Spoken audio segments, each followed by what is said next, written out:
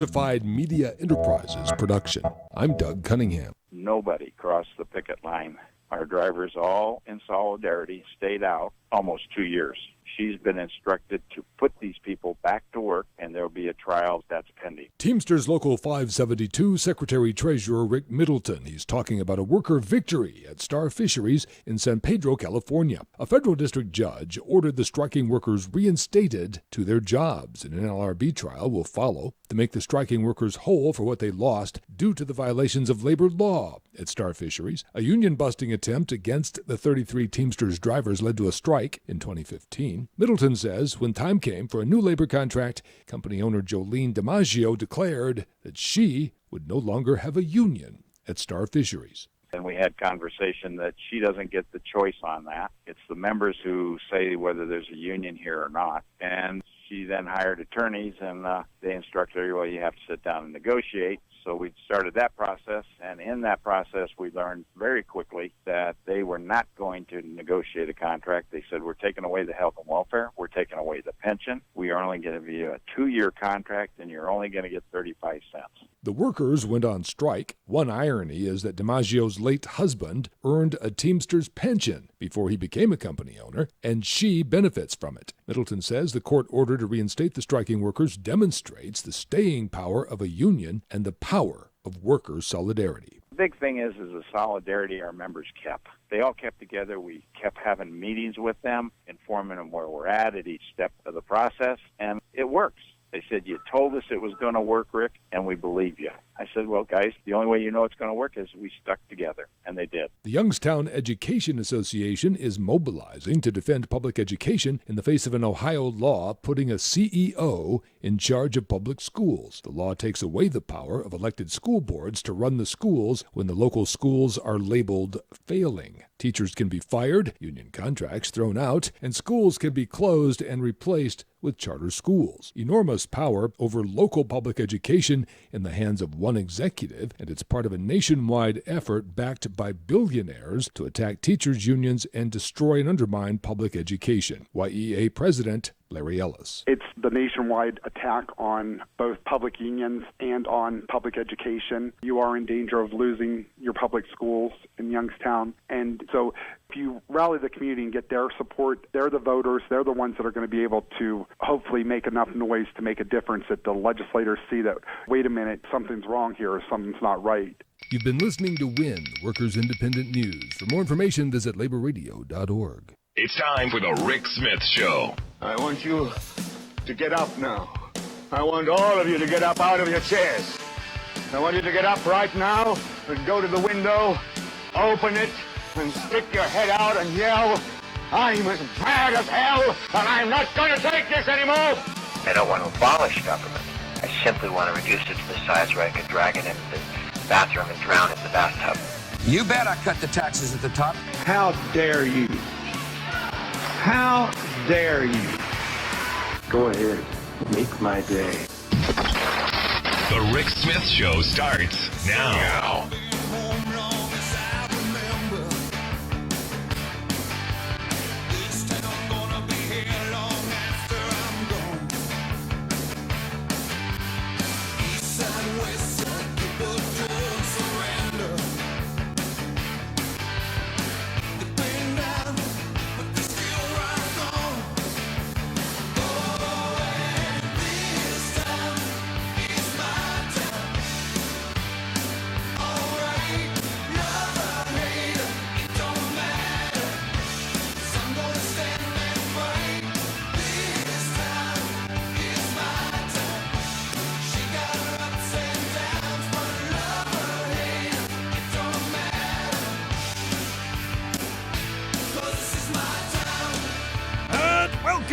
Brothers, sisters, working class heroes, this is the Rick Smith Show. Thanks so much for being here today on the big program. Lots to get to, lots to talk about. Thank goodness it's Friday. What a week it's been, and not nearly as bad as I thought it was going to be. Look, last week was just a constant barrage of insanity, and maybe it's, Trump's overseas. Maybe it's, now it's just kind of funny stuff, a lot of mocking the photo ops, a lot of memes around the hand swat or the orb or the curtsy or, well, a lot of the stuff from the Trump's trip. And you got to go, wow, 0 days since he's been a national embarrassment. But congratulations. And you got to give the guy credit. He won the election. Greg Gianforte, yes, another bloated ego know-it-all member of the 1%, will now be seated in Congress. Thanks, Montana. Appreciate it. We've got another one of those. A little baby Trump. Another one in the House of Representatives. And look, I guess I shouldn't be surprised by the reaction. The reaction on the left was, oh, I cannot believe, that he would do this and, the violence and, the horrible thing. And on the right, it's, yeah, good guy. Put that libtard in his place. And it started, it starts with where you consume your news and information from. Rush Limbaugh, basically regurgitated what the right wing was supposed to believe. Put the frame out there of that this was a battle, a pitched war between the studly and manly Gianforte and the smug and arrogant liberal media reporter. And again, you go, this was very predictable because this is how the right sees themselves. They see themselves as bullies. They see themselves as tough and manly. And the reality is the left had better figure this out. Democrats had better figure this stuff out. Now, I'm not saying that Democratic representatives need to be grabbing reporters by the throat and choking them. The hope is that Mr. Gianforte spends a good 6 months as a guest of the state in the Gray Bar Hotel. But, we'll see. You don't grab and strangle reporters. Now, what if the should have been flipped? What if it was me? Because I'll be honest. In that scenario, he'd have put his hands on me. It would have been a whole different story. It wouldn't have been someone who was submissive taking a beating. I'd have gotten my shots in. Think about it from that perspective. What if this reporter had actually swung back, had defended himself? See, the right, they're used to beating up on people who are defenseless.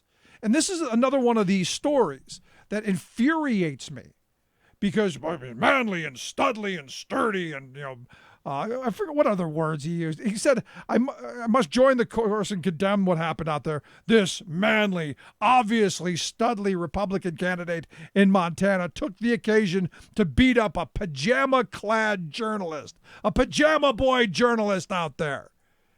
And again, this is how they see themselves, rugged and manly. And when the reality is if someone stands up to them, like any bully, they back down. Now, what's interesting is, the left has, I think it has to come around to the reality that they're going to have to stand up. Democrats are going to have to find a spine. And I've been saying this for a very long time.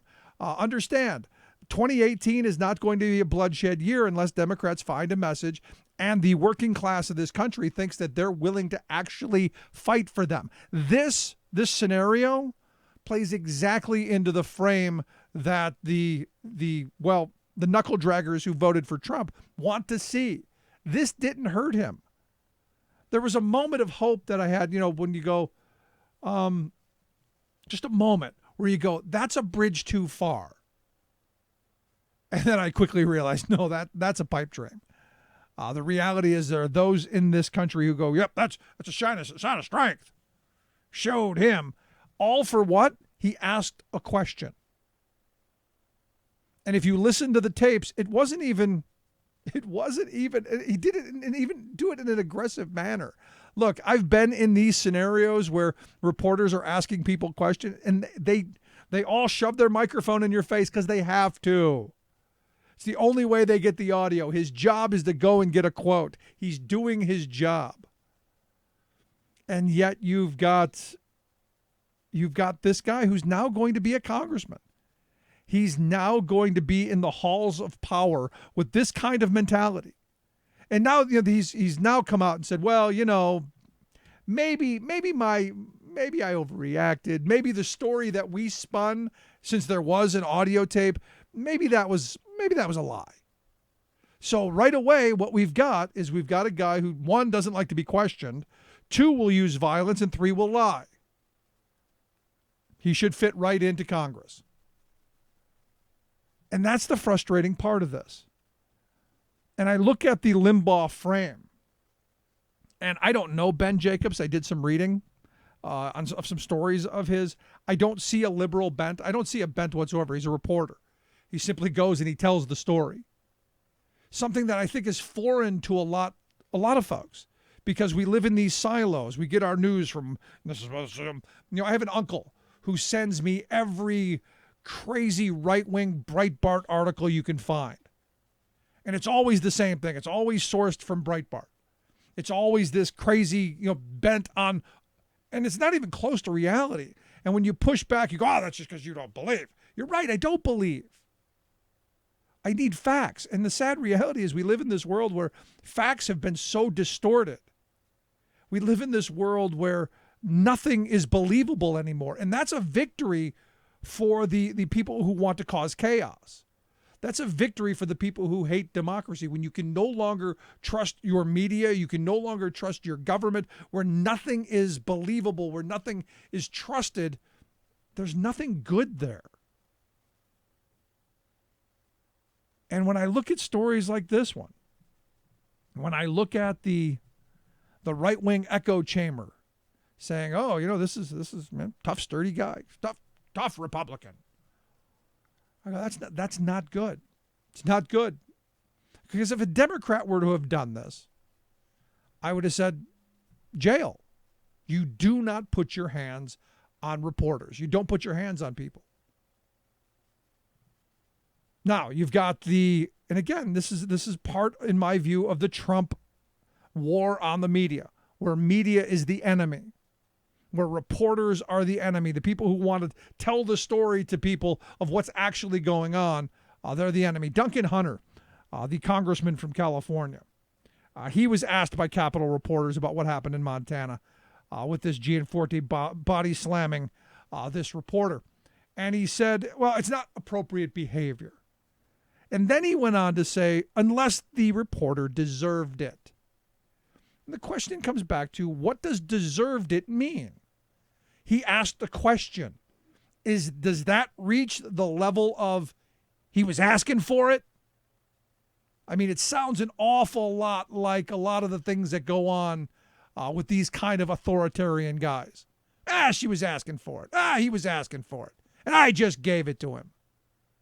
That's the thinking. And that's scary stuff to me.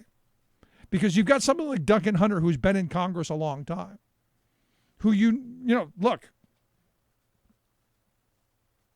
unless he deserved it, is that the level? And you've got Hunter, who's been in Congress for a long time. You've got a lot of these people who've been there for a long time who, maybe this is the new normal. But I'm telling you, this is not normal. We cannot allow this to be normal. We cannot allow this kind of insanity to go on. And the frustrating part of it is half the country, it was another one of those dividing moments where we can't even agree that grabbing someone by the throat because they asked you a question is a bad thing. Scary times, friends. I'm going to take a quick break. When we come back, going to talk a little bit about the Russian investigation, the big June 3rd March for Truth, and really, what is truth in these days, in these times? Quick break, right back. Stick around. You're listening to The Rick Smith Show. We're working people. Come to talk.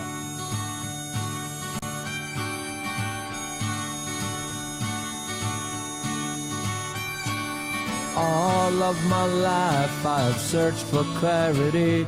I have wrestled with two paths buried deep inside of me.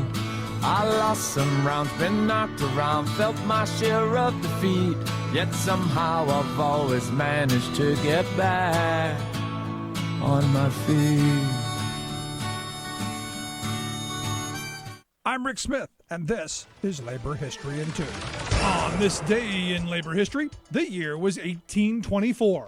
That day was the first time when women workers in the United States left their jobs and walked out on strike. It happened at the Slater Mill, part of New England's rapidly growing textile industry. The textile mill had been built in 1793, the first of its kind in the United States. Soon, other mills were built in the area. In the early 1820s, new water power looms transformed the industry, bringing machines into the process of making cloth. The mill owners hired women to work on the looms. This was because the mill could pay young women less than men. Then the Slater owner decided to cut women's pay by 25%. At the same time, the mill expanded the workday by 1 hour for all workers.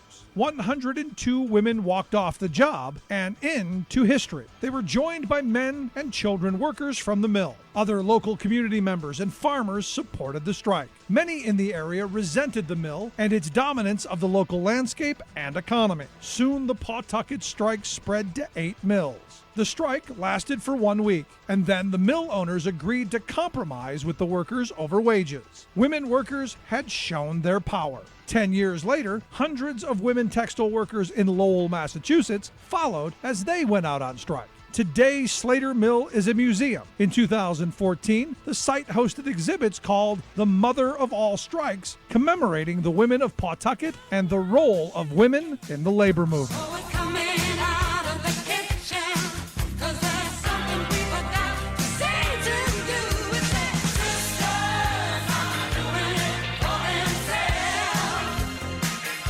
For more information, go to laborhistoryin2.com, like us on Facebook, follow us on Twitter at laborhistoryin2. Making the blue blood see red. The Rick Smith Show. Somebody's watching you, you like it. Somebody's watching you, you care. I don't know you. How can I? Welcome back to The Rick Smith Show. Check out the website, thericksmithshow.com. Questions, comments, something on your mind, you can email me, rick at thericksmithshow.com. So you look at the 2016 Brexit referendum vote. You look at our presidential election there, 2016. Tons of questions about Russian meddling, mass targeting by outside interests, all kinds of shenanigans going on. And, now you've got the Russian investigations. You've got all of these calls for more investigations into Russia's involvement into that election. And I guess it's easy to get caught up in the political team sport thinking of, well, my team won and you lost. Get over it. The reality is if the Russians were able to influence our elections, what does it mean for 2018? What does it mean for 2020? What does it mean for 2050, for that matter? And to help us answer some of those questions, I've asked David Carroll, Associate Professor at Parsons School of Design, come talk with us. He's co-authored the article, Confronting the Nightmare for Democracy, Personal Data, Personalized Media, and Weaponized Propaganda. David, thanks for taking time for us. Oh, it's great to be on the show, Rick. Thank you. So, we get this frame, David, that, you lost. Your side lost. We won. Get over it. My vote wasn't influenced. Well, you could understand why people would say that, but we are looking into the aftermath of what was potentially different about the 2016 election from previous ones, just looking at the profound differences in the media ecosystem, the journalism business, and the technology more generally. And now that we're going back into it, we can see that there were many things that were significantly different, and it portends significant change for future elections that we need to be concerned with to protect the integrity of democracy itself. And so that's the research that I was working on before the election. And immediately afterwards, I had the sensation that we were right about certain things, and it's been a process of uncovering evidence to prove that, and we're finding a lot of evidence to that effect. So for the average voter, I think about my aunt who just, forwards on every piece of chain mail propaganda that comes through. Is that part of it? Yeah, there's so many different threads here. There's not going to be a sort of smoking gun that we can point to as the single thing, but we can look at it as a whole ecosystem that was exploited by at least 3 different categories of actors. I would put them into 3 categories more broadly. One would be what I call the hoaxers.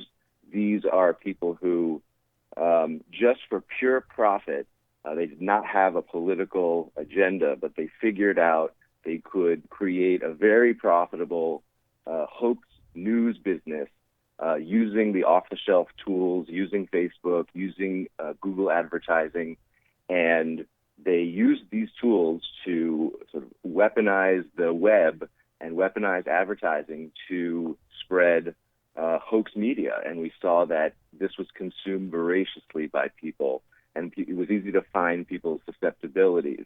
The second category, I would say, would be hyperpartisans who used these tactics themselves to advance their political preferences and took on the role of being trolls, bullying opponents, creating their own peer-produced propaganda, meme warfare. We saw that at a massive scale on Facebook and Twitter and other more obscure platforms.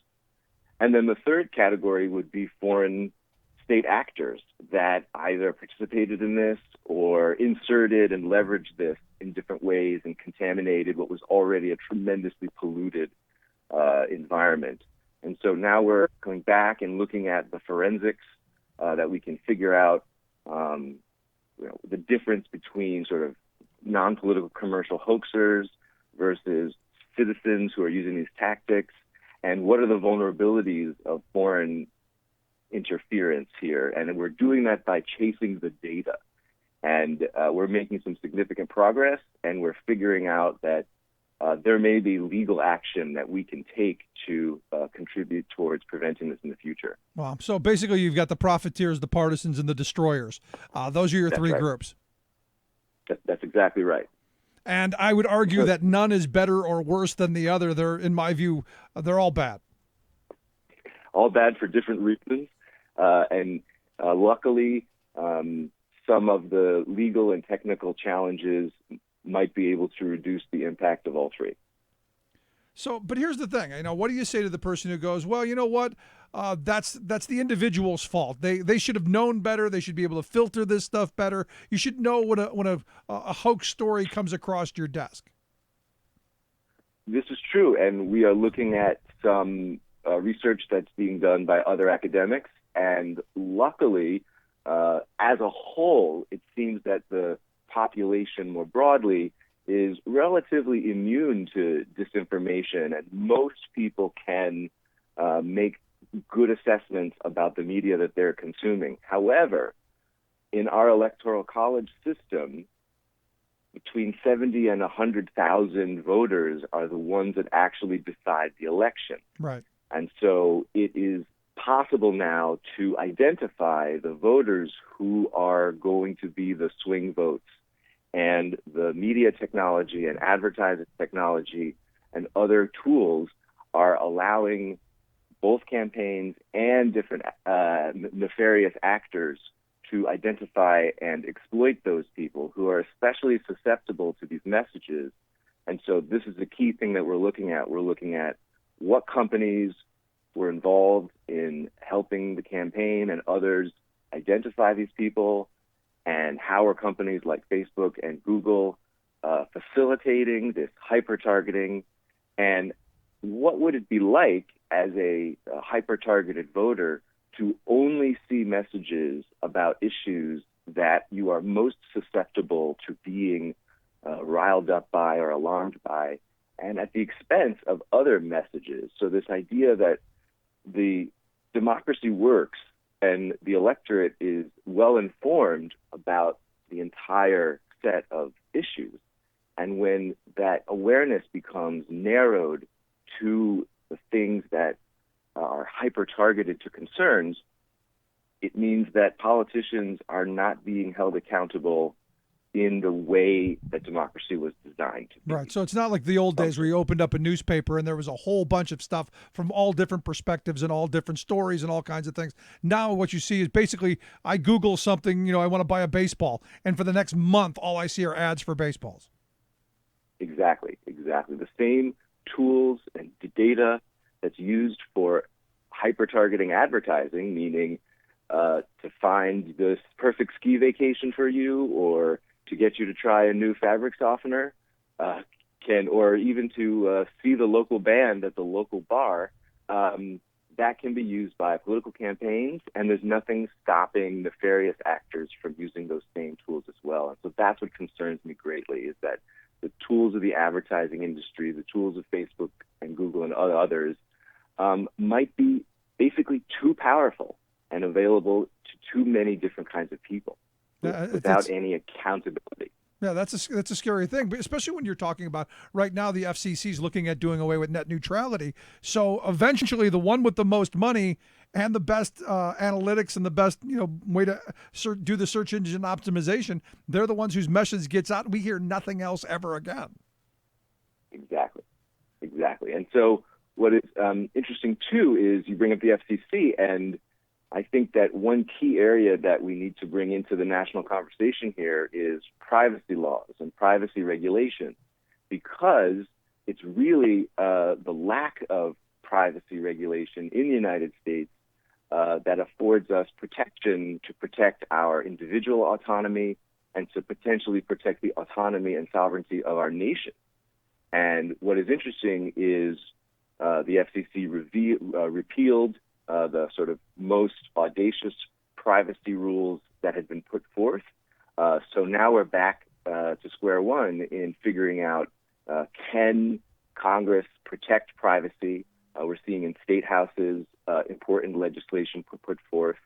And we're seeing how data protection and privacy laws in Europe and United Kingdom are much, much stronger. And so they have much greater protections against these things. And for example, I think it's important to notice that we believe that, for example, Cambridge Analytica, the Trump campaigns, and potentially the Brexit campaign's data agency was not able to operate in France because France has extremely strict data protection rules and very savvy regulators.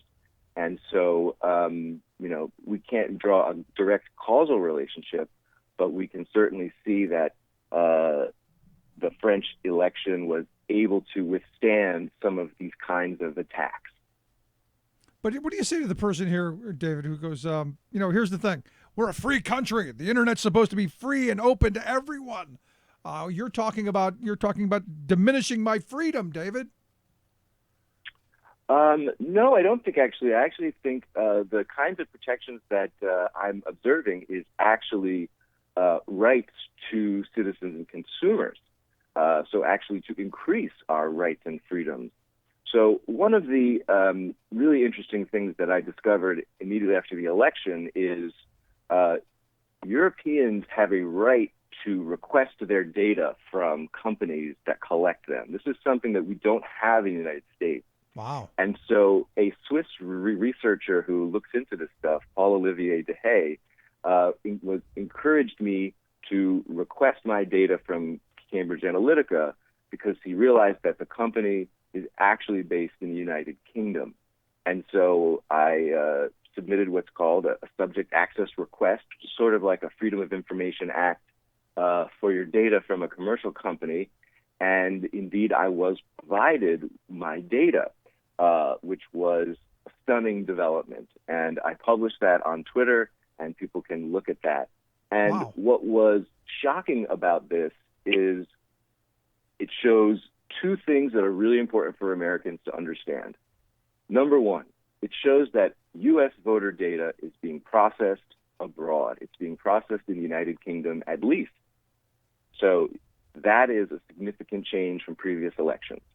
What it also shows is that if it wasn't for European data protection law, which gives people the right to ask companies for their data, we would not even know this. Because here's the thing. If I had asked Cambridge Analytica for my data, and the company was exclusively based in the United States as a Delaware company, and the data never left the United States, the company could have said, sorry, we don't have to give you the data because this is a U.S. company, U.S. law doesn't require this. However, they gave me my data and acknowledged that they must comply with the UK Data Protection Act of 1998. And this is all in the letter that they supplied with my data. And so now I'm in the process of working with a solicitor and a barrister in London, and I'm working with the Information Commissioner's Office in London, which is the regulator there, to determine if the parent company of Cambridge Analytica, which is called SCL Elections, which is part of a bigger conglomerate called SCL Group Limited, which is a known military contractor, if any of their practices is actually lawful under the Data Protection Act of the UK. And what's astonishing is every U.S. voter has the right to potentially exercise their legal rights because our data is sitting in London.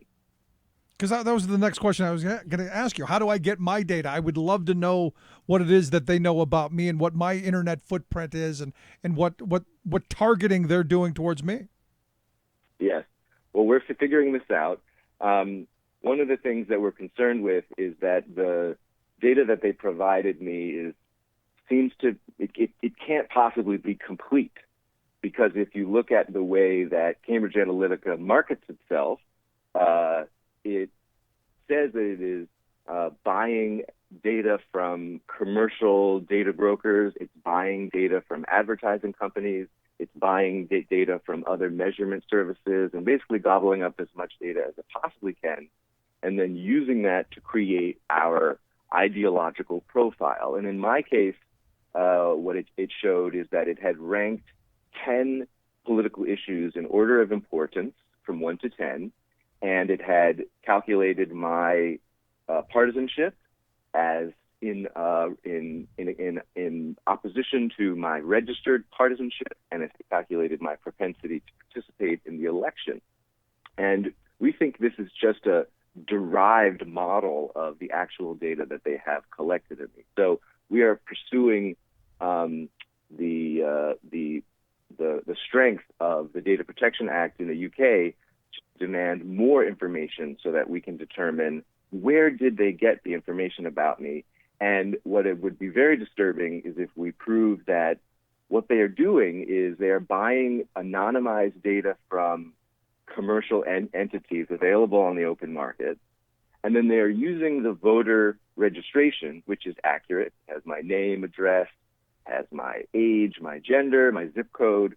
All of these data points can be used to de-anonymize us in the commercial data, meaning find us again in the credit card purchasing data, in the browser history data, in the TV viewing habits data, to, in a sense, data match us back to our complete data dossier.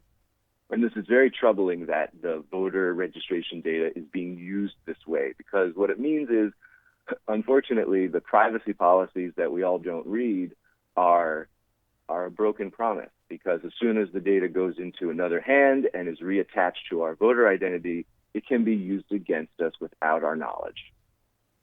This sounds like a horrible sci-fi novel from the 1930s, one of those dystopian novels that we all said, no, this couldn't possibly be. All this sounds just incredulous. It is incredulous, and it's really, it's one of these situations where I don't like being right, and then I find hard evidence that it looks like we are, especially in regards to simple details that you can see in the letter and observing other reporting that's being done by other outlets about this story. So, for example, simple clues you can find in this thing. So in the letter that I received with my data request, you can see that Cambridge Analytica has offices in New York, Washington, D.C., and London on the letterhead. But then you see the signatory is the chief operating officer of SCL Group. And so it's a confirmation that we're really dealing with an international military contractor here that specializes in information operations. And the idea that a military contractor is being hired by campaigns to manage data operations is extremely troubling. Beyond extremely troubling. So let me ask you this, because then, because we're all focused on the Russians. We're focused on what did the Russians do, and that's the shiny thing. This seems much bigger than just the Russian involvement. Yes, because our own companies in the United States are participating in this ecosystem, and we need to ask tough questions about this. So, for example, Facebook allows very, very, very small numbers of people to be targeted with a feature that they call custom audiences, where if an advertiser has your name and email address and other personal information about you, they can upload it to Facebook, and then they can target you by name on your Facebook feed. And so this is the capability that we worry about, that the campaign can take the data that it's generated and the ideological model that it's computed out of Cambridge Analytica, which has been attached to our voter data and is down to our voting district, and they figured out which voting district is competitive and which voting district has swing voters and which issues of those voters matter to them the most.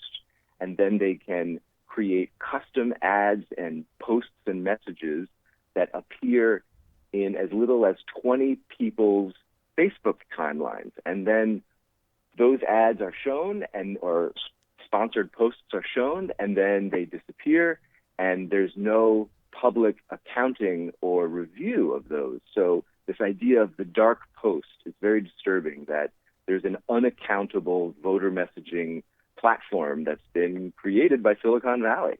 And it was obviously used for advertising for innocent things, but when it's used nefariously, we have a big problem. Yeah, I mean, this sounds like the Richard Viguerie direct mail scheme, instantaneous, updated for the 21st century. Absolutely. None of this is really new. It's just done at a massive scale with automation, were weaponized, and has involvement of very questionable international affiliates. And also the role of social media in the news ecosystem has changed dramatically since the last presidential election cycle. So, in 2008, Facebook was not the majority source of news for Americans, and Twitter was not a central force in the political discussion. And so we didn't have the same kind of media consumption infrastructure. And I think one thing that's really changed is people now tend to prefer getting their news from friends and family as opposed to authoritative sources.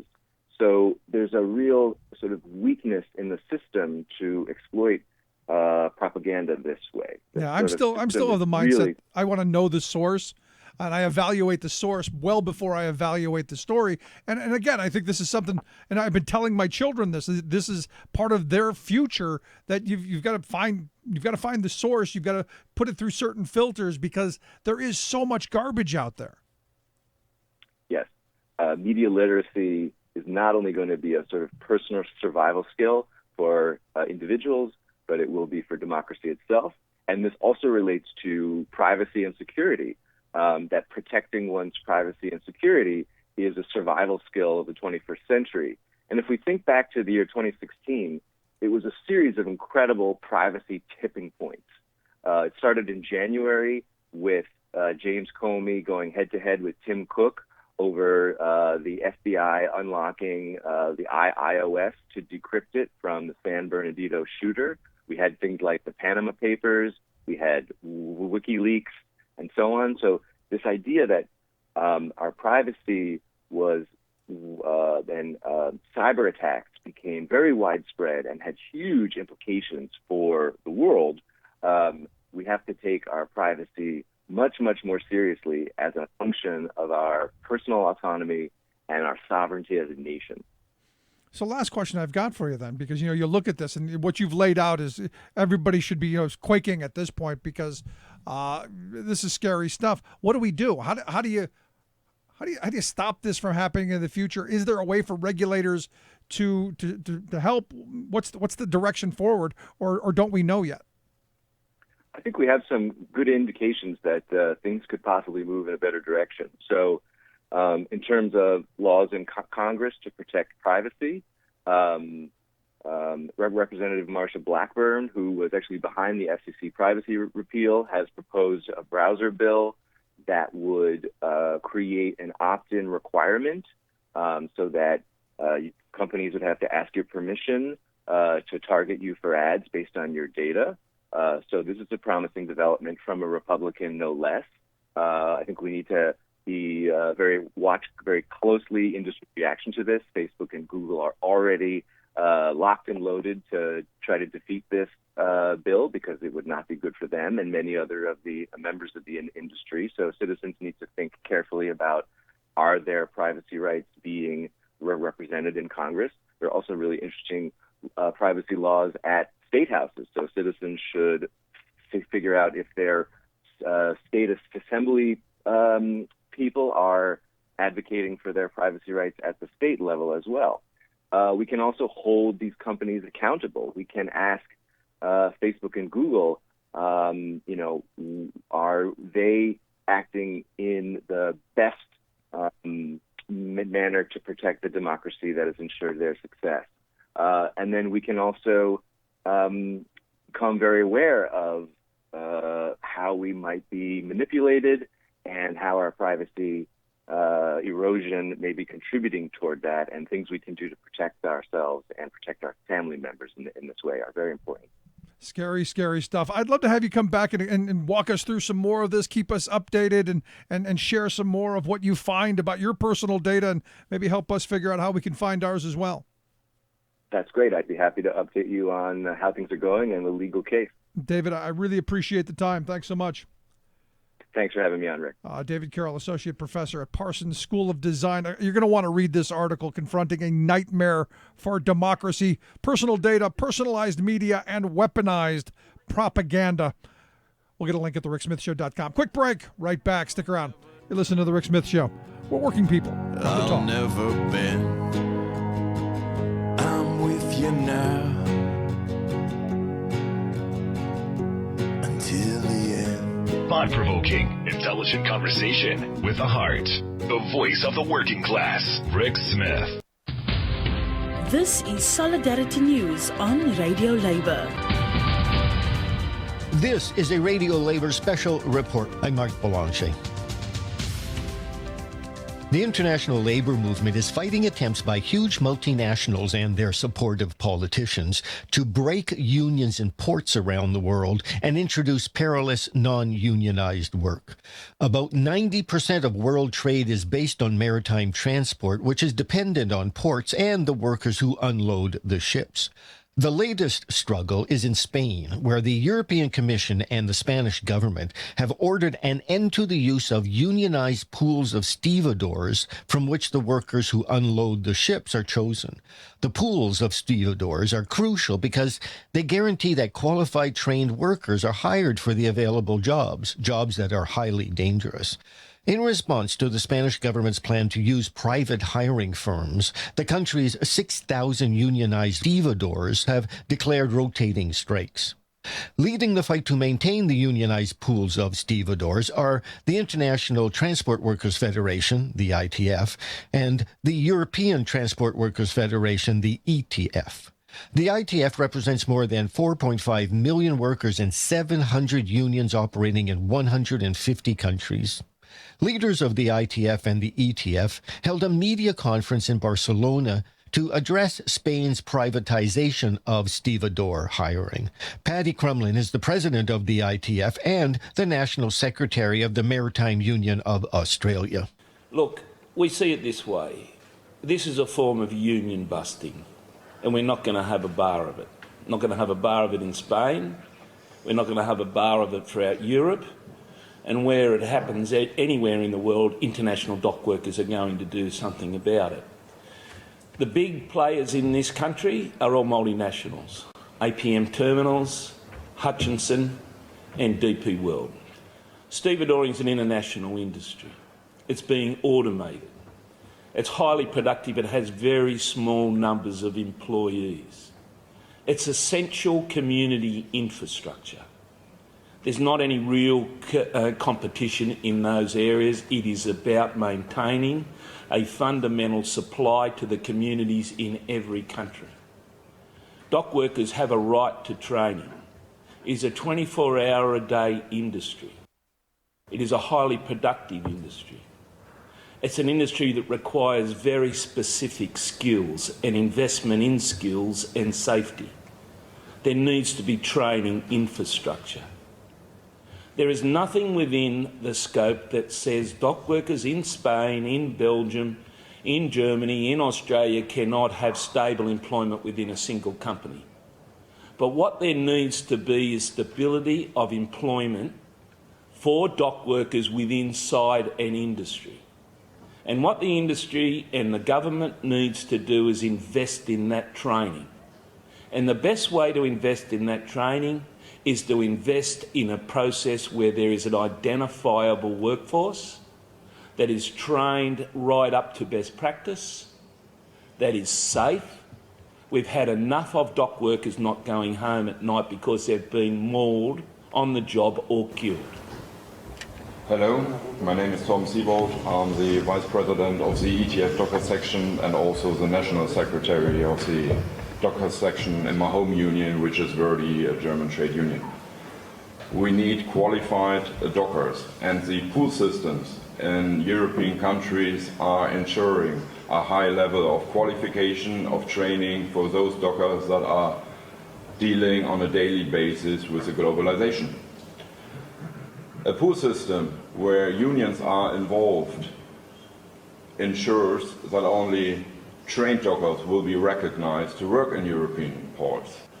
Because they are open up a market for competition, there will be privatized agencies that are competing for jobs, for sending their people based on the lowest levels of wages, and this is something we can't accept in Europe.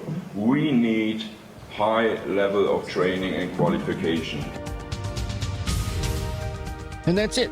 International labor news you can use. Thank you for listening. And remember, it's all about global solidarity. The most important issues of the day. This is The Rick Smith Show.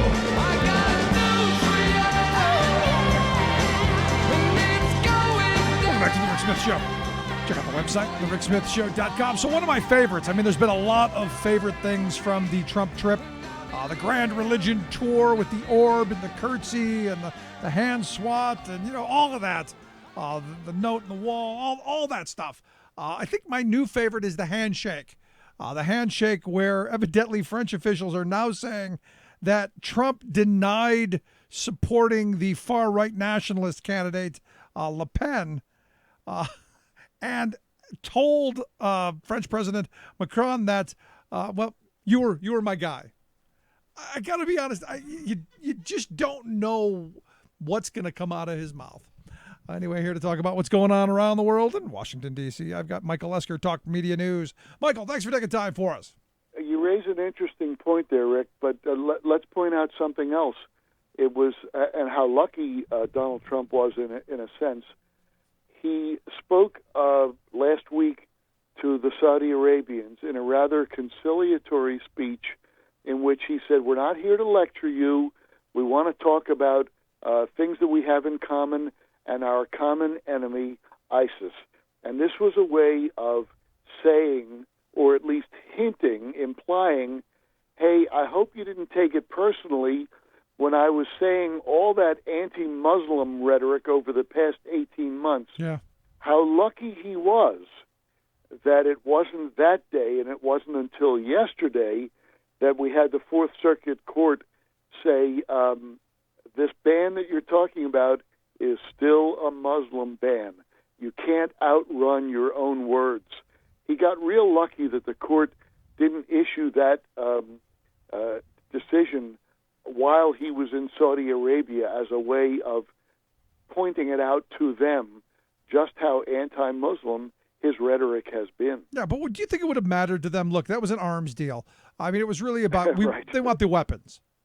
Yes, certainly, but words matter. Yeah. And let me tell you something. I'm reminded of this as we enter the Memorial Day weekend, and we're reminded of it by the fact that Monday would be the 100th birthday of John F. Kennedy. And talk about whether you're a Democrat or a Republican, liberal, conservative. Here is a man who inspired a generation and whose words mattered. Yeah. Who, from the moment of his inauguration, when he said, ask not what your country can do for you, but what you can do for your country, who inspired a generation to go off into the Peace Corps, who inspired a generation to get involved in their own communities, who inspired a generation to get involved in government and politics, who set us on the road not only to go to the moon, but to establish racial fairness legally with the civil rights legislation. And you think of the grace that he brought to politics and government, and where it has led us, where we are today, not only with the rhetoric of Donald Trump, but an incident that we had, night before last in Montana with a guy running for Congress who body slams a reporter. Talk about a lack of grace in our current state of politics and government. Yeah, we've gone from what can you do for your country to mine, Michael, it's mine. Exactly. What a sad state this is. And then he goes yesterday. Yeah, but hold on, Michael. Wait a second. Hold on. Here's the thing. As Duncan Hunter said, he was asking for it. He deserved it. He was asking for it. I spent 40 years as a reporter, and I had to confront people who didn't want to be bothered by me, who didn't want me asking questions that might not have made them look good, might have made them look bad, who were angry with me for things that I had written that were the truth but made them look bad. Never felt a sense of physical confrontation. There is at least a thin veneer of civility, and that has now. What's this guy? He's been given the go-ahead from the voters of Montana. He has given a signal to the Republican Party. You can do these things and still get elected. That's a pretty frightening thing, whether you're a reporter or not. Well, I mean, just the rhetoric that I've heard. I mean, the Limbaugh rhetoric of him being sturdy and manly and all of those things. And, I go back to the Limbaugh statement on it, which is just mind-blowing. This manly, obviously studly Republican candidate took the occasion to beat up a pajama-clad journalist, a pajama boy journalist. Limbaugh, a guy who's afraid to venture out into public without bodyguards, a guy who sits in a studio without windows and pretends to see the world. It's real easy for him to say because he doesn't have to get out there and physically confront anybody who doesn't like him, which is half the world. Yeah, I mean, we live at really very scary times. And again, I blame this on Trump. And the Trump effect, because look, this concept of the war on the media, this is what it brings us. It brings us this sense that, you can do these things and get away with it. Now this Gianforte guy, one of the 1%, one of the bloated ego class, one of the I know it all class, now in the Hall of Power. Well, Donald Trump set the bar when he referred to reporters as enemies of the people. We're not. We are the public's last line of defense against lying and thievery and manipulation. Do we have to ask uncomfortable questions? Absolutely. Do we have to cast a critical eye? Absolutely. That's our role, to bring justice to power, to keep them in check. Journalism ain't always pretty, but we are there not in service of those in power, but those who do not have power. Yeah, and that's why more than ever we need good. good journalist, good investigative journalism with integrity. None of this shill stuff. I got this, but I got this email from someone the other night who said, this is the world we live in, and you look at the president who evidently pushed past the president of Montenegro, and they said, look, this person said, look, we're living through every bad stereotype of what the world sees us as. So, there's really no surprise here. This is who the world already sees us as. Yeah, it was not a pretty picture, him pushing that guy aside and then stepping to the front and kind of strutting to the front and then kind of stroking the lapels of his suit jacket. It was a kind of a picture embodiment of the way a lot of people see Donald Trump. But the sad thing is, as this person was emailing me saying, look, it's not just Donald Trump, it's us as a country. He is, when the world looks at him, they see Americans. And they, the nasty American has always been the frame around the world, and he just magnifies that. And we elected him, so how do we deny that we're not a part of that we don't stand for all the things that he is saying right now? Yeah, I mean, it's crazy. It's a tough sell. I also saw that he was in one of the meetings said that the Germans are bad, very bad, and that we're going to do something about the car imports. His advisor Cohn immediately tried to walk that back, but look, when he says Germany is very bad because of the trade policies, Germany's trade policies are no different than the rest of Europe. It is the European Union now. And I don't know that anybody has mentioned that to this president.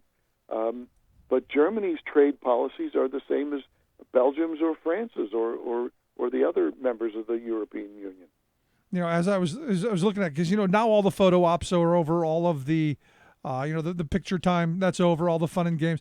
It's gotten a lot tougher for him since our president really doesn't know anything and doesn't appear to be interested in learning anything. Well, he gave that speech yesterday to NATO where he harangued the leaders of the NATO membership about holding up their end of the financial bargain. And frankly, he's not the first president to say this. Right. We carry more of the burden because we have more of the world's wealth than any of these other countries. What makes him different, though, and what makes him threatening and what angers and frightens so many of these leaders is that he is the first president to say it who preceded it by saying NATO is obsolete. We don't need NATO. It is outdated. And the fact that he said it standing in front of the 9/11 memorial at NATO headquarters. And let's not forget, these are the people, these leaders, who sent their sons and daughters into Afghanistan as support for the United States after 9/11, because they were and are members of NATO. It is not a one-way street. It is a two-way street. We're there to support them. They are there to support us in each other's hours of need. And I would also argue the fact that we have so much influence gives us an awful lot that I don't think most people think of. It's like, when we send out international aid, it gives not us, it gives our big industries opportunity to go in and rape and plunder. Yeah, we do have more muscle than the rest of the world combined in many ways. Yeah, it's just scary, scary stuff. When does the president get back? When can we anticipate that? I forget. I think right after Memorial Day. And, of course, he's facing all kinds of troubles when he does. Not only that his son-in-law, Jared Kushner, is now being looked at very carefully by the FBI.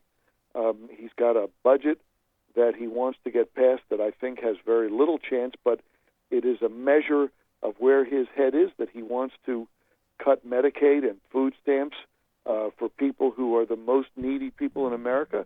At the same time, he wants to give massive tax breaks to the rich at a time that we now learn that the House version of a health care bill that was passed in recent weeks, we finally got figures from the Congressional Budget Office, and they show that 23 million people would lose their health care over the next decade, and 14 15 million of them in the next year if this thing were to get passed. Just crazy. Crazy stuff. Doesn't just tell us what his state of mind is. There you go. Mike, I appreciate the time, man. Thanks so much. Have a good weekend. Great talking with you. Michael Esker. Quick break. Right back.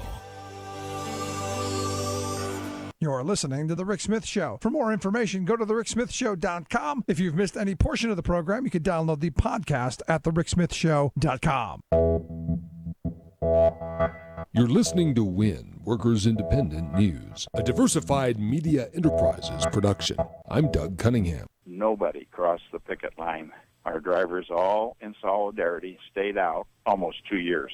She's been instructed to put these people back to work, and there'll be a trial that's pending. Teamsters Local 572 Secretary-Treasurer Rick Middleton. He's talking about a worker victory at Star Fisheries in San Pedro, California. A federal district judge ordered the striking workers reinstated to their jobs. An NLRB trial will follow to make the striking workers whole for what they lost due to the violations of labor law at Star Fisheries. A union-busting attempt against the 33 Teamsters drivers led to a strike in 2015. Middleton says when time came for a new labor contract, company owner Jolene DiMaggio declared that she would no longer have a union at Star Fisheries. And we had conversation that she doesn't get the choice on that. It's the members who say whether there's a union here or not. And she then hired attorneys, and they instructed her, well, you have to sit down and negotiate. So we started that process, and in that process, we learned very quickly that they were not going to negotiate a contract. They said, we're taking away the health and welfare, we're taking away the pension, we are only going to give you a 2-year contract, and you're only going to get 35 cents. The workers went on strike. One irony is that DiMaggio's late husband earned a Teamster's pension before he became a company owner, and she benefits from it. Middleton says the court order to reinstate the striking workers demonstrates the staying power of a union and the power of worker solidarity. The big thing is the solidarity our members kept.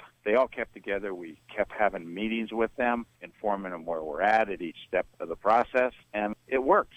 They said, you told us it was going to work, Rick, and we believe you. I said, well, guys, the only way you know it's going to work is we stuck together, and they did. The Youngstown Education Association is mobilizing to defend public education in the face of an Ohio law putting a CEO in charge of public schools. The law takes away the power of elected school boards to run the schools when the local schools are labeled failing. Teachers can be fired, union contracts thrown out, and schools can be closed and replaced with charter schools. Enormous power over local public education in the hands of one executive, and it's part of a nationwide effort backed by billionaires to attack teachers' unions and destroy and undermine public education. YEA President Larry Ellis. It's the nationwide attack on both public unions and on public education. You are in danger of losing your public schools in Youngstown. And so if you rally the community and get their support, they're the voters, they're the ones that are going to be able to hopefully make enough noise to make a difference that the legislators see that, wait a minute, something's wrong here or something's not right. You've been listening to WIN, Workers Independent News. For more information, visit laborradio.org. I got a working class blues. I work all day to take all my class. I got a working class blues. I work all day to take all my class. Welcome back to the Rick Smith Show. Check out the website, thericksmithshow.com. So, we've all heard that the economy is eventually going to all be automated. All the jobs are going to be gone. In fact, there was a report not too long ago that says about half of all the jobs that people do today will be gone in 20 years. And look, as someone who drove a truck for years, I do see a future where you're going to have trucks making long hauls that are going to have no drivers. You're going to have all the shuttles where they used to have drivers in them. They're going to all be autonomous shuttles. That's going to happen. But the question is it as dire of a future as some are saying? And really trying to say that it's not our trade deals that are causing the job losses. We'll talk a little bit about that. Our good friend Mateus Vernango, professor of economics there at Bucknell University. Also, fantastic blogger, nakedkeynesianism.blogspot.com. Mateus, thanks for taking time for us. Thank you for having me, Rick. So all the jobs are going to be gone in 20, 30, 40 years. That's what we're told, right? Oh, yeah. So that's the sort of the notion is, I think the underlying sort of ideological notion that you just pointed out is that it's inevitable. It's not anybody's fault. It's not the decision of anybody. It's essentially technology. Technology, and firms have to adopt the best technology. If they don't, the competition will, and they'll be out of business. So it's the logic of the market, and there's nothing that can be done, and nobody's really at fault. But you're going to lose your jobs, and and I should say that has gone. That kind of argument has gone on for a while, and it's widespread in the media. But there was a very nice report done by the Economic Policy Institute in Washington D.C. and they show that's actually not accurate. That when you look at productivity growth, and productivity growth is what's behind all of these changes in technology that you're suggesting. For example, driverless technology that will certainly will wipe out lots of jobs. That actually the highest productivity growth was during the 50s and 60s, a period of a very high growth of output and a very high growth of employment. So that mostly the people that lost their jobs in say, the example they give is, I think it's very illustrative and good. They think of agriculture. People, all of those jobs of people doing things in agriculture, productivity in agriculture was incredibly, grew incredibly over the last century, and we basically moved from in the late 19th century, early 20th century, from a rural country to an urban country, and most of the people actually found jobs in services and manufacturing. So it's not correct that the notion that people necessarily that lost their jobs didn't find jobs because of technology. So technology has been sort of not the main cause of the loss of jobs in the recent period. And I should say not just the loss of jobs, but the important thing here is also inequality, the stagnation of wages and the quality of the jobs that we're getting. And in that respect, what they sort of suggest is that the reasons behind all of these trends, negative trends, inequality, stagnating wages, and whatnot, is stated, at least to some extent, and I think that's correct, with trade deals. And in particular, I should say, for manufacturing, which I know you're as concerned as I am with those issues, over the last 10, 15 years or so, with the rise of China, the entry of China in the WTO, and that certainly has had an impact in the U.S.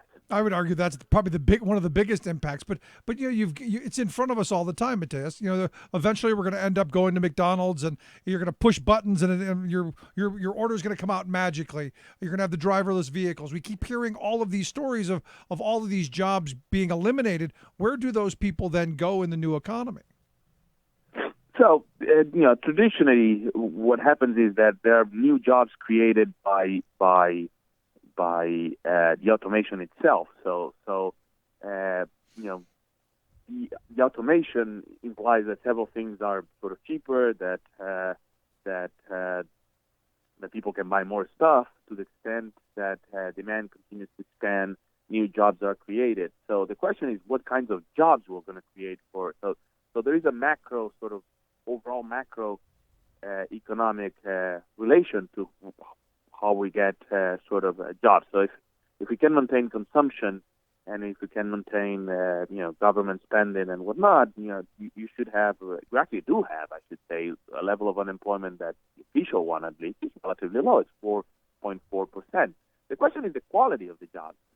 So lots of these jobs, and mind you, 4.4 is it overestimates how good the things are, because as we know, there are lots of people that are discouraged and working part-time even though they want full-time jobs and so on and so forth. But my point is, we don't have something like the Great Depression associated to all of these trade deals and loss of manufacturing jobs and whatnot. But the quality of the jobs are not particularly good, and that's something that government action can do quite a lot. And spending on certain areas, and allowing people to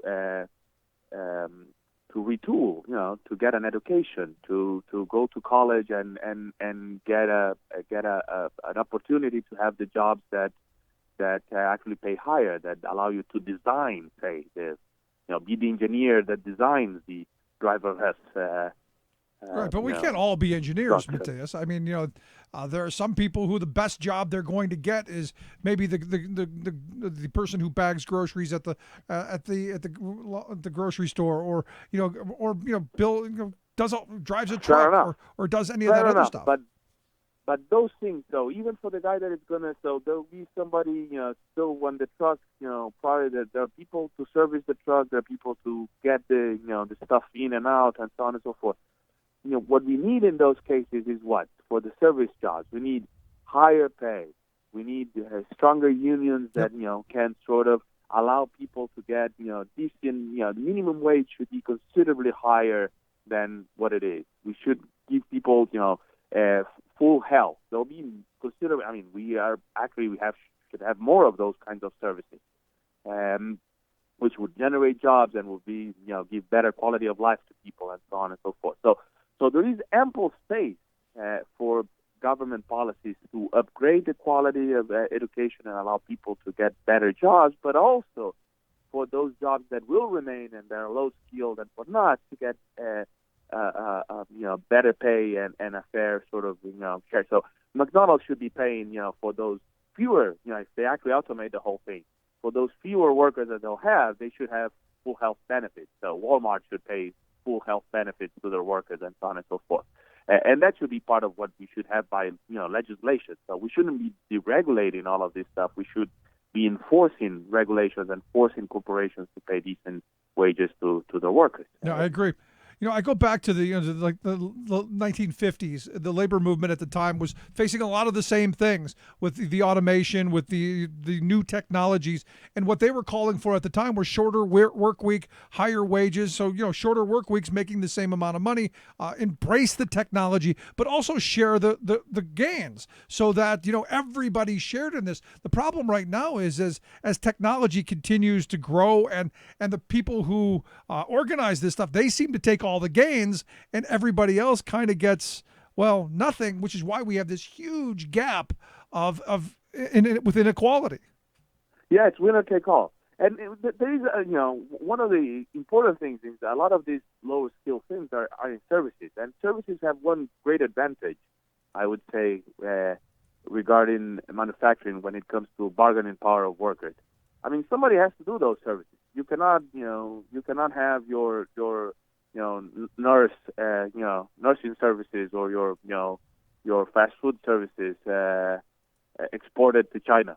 So those have to be here, and so that gives a certain bargaining power to the corporation cannot just say, oh, I'm going to transfer those jobs somewhere else, and so the bargaining power of workers has been lopsided, and that has changed brutally over the last 30 years. And I think that's central to explain what has happened. And the important thing regarding, so going back to robotization and all of that, is that a lot of what happened is the result of decisions, of policy decisions that we've made, policy decisions regarding trade, policy decisions regarding regulation of financial markets, regulation of labor markets, who are the people that we put actually, in the labor department matters, that sort of stuff, and decisions regarding minimum wages, decisions regarding how much we fund education and how we provide, relief to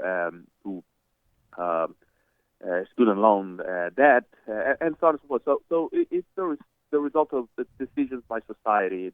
It's not the forces of market forces, that are driving this process.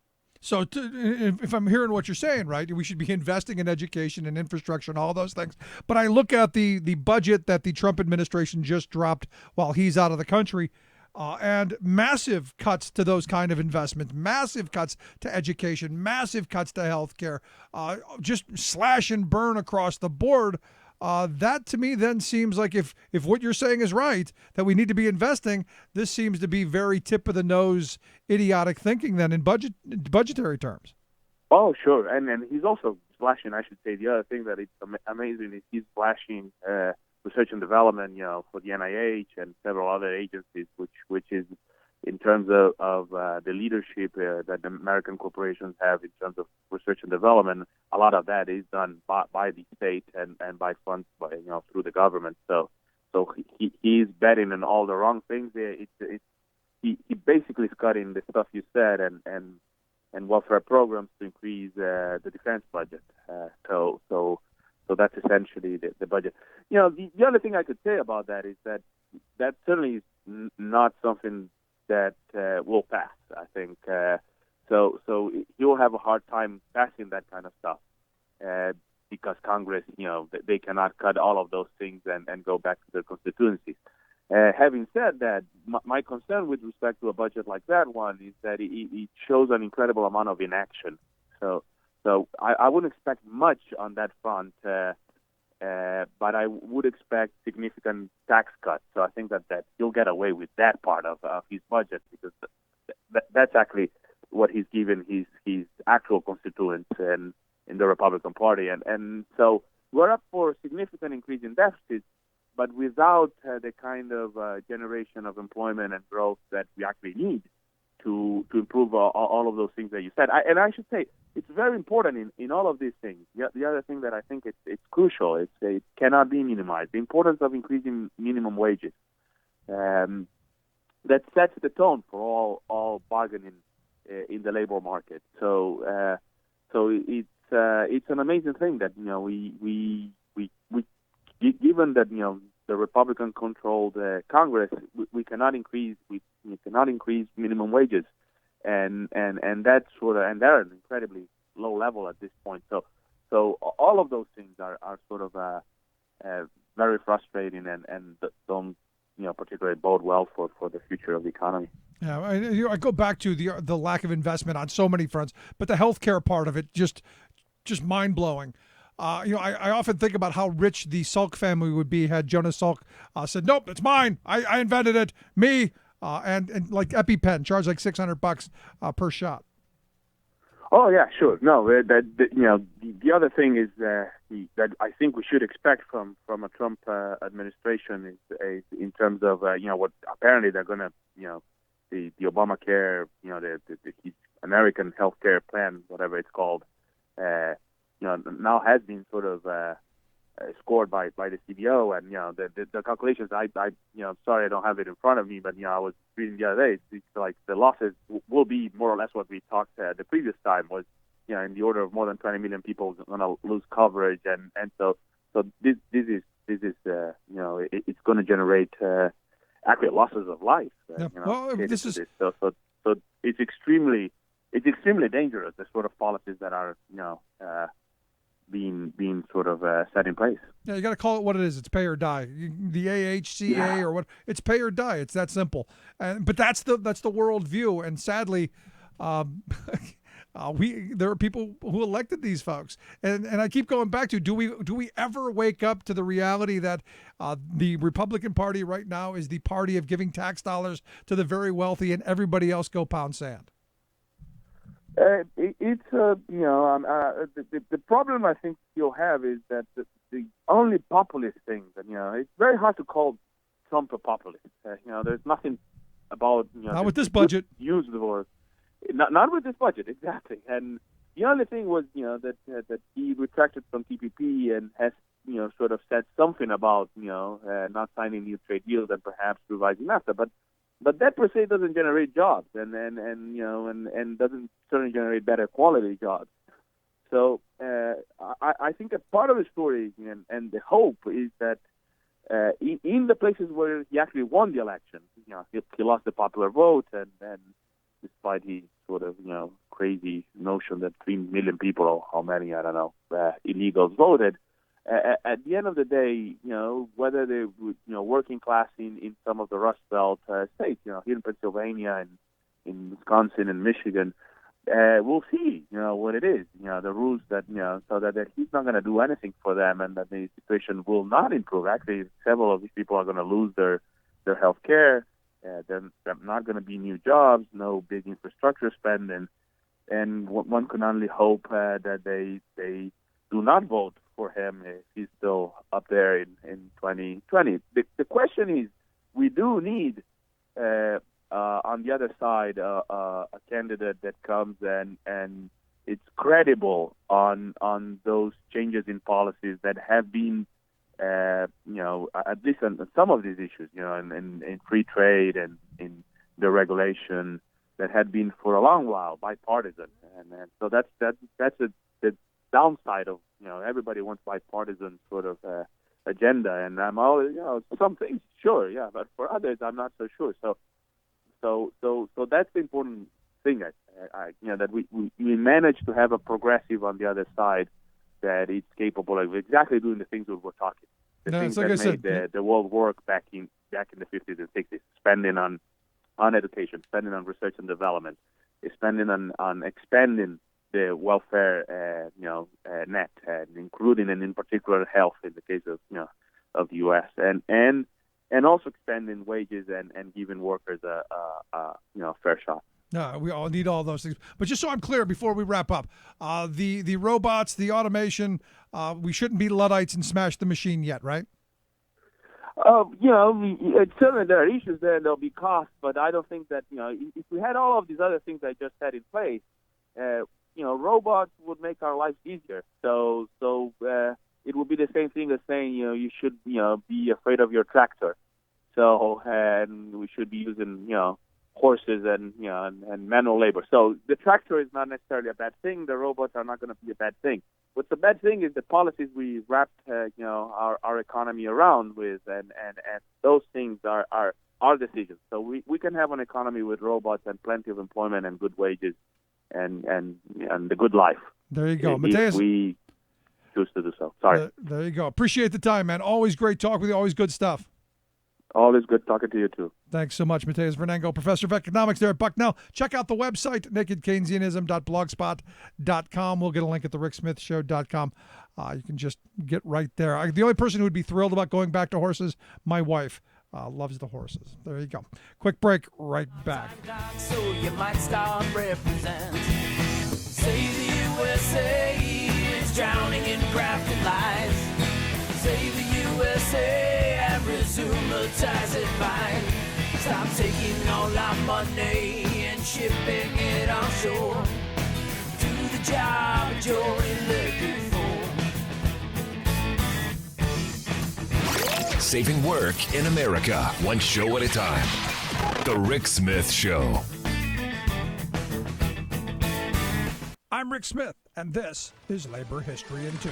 On this day in labor history, the year was 1824. That day was the first time when women workers in the United States left their jobs and walked out on strike. It happened at the Slater Mill, part of New England's rapidly growing textile industry. The textile mill had been built in 1793, the first of its kind in the United States. Soon, other mills were built in the area. In the early 1820s, new water power looms transformed the industry, bringing machines into the process of making cloth. The mill owners hired women to work on the looms. This was because the mill could pay young women less than men. Then the Slater owner decided to cut women's pay by 25%. At the same time, the mill expanded the workday by 1 hour for all workers.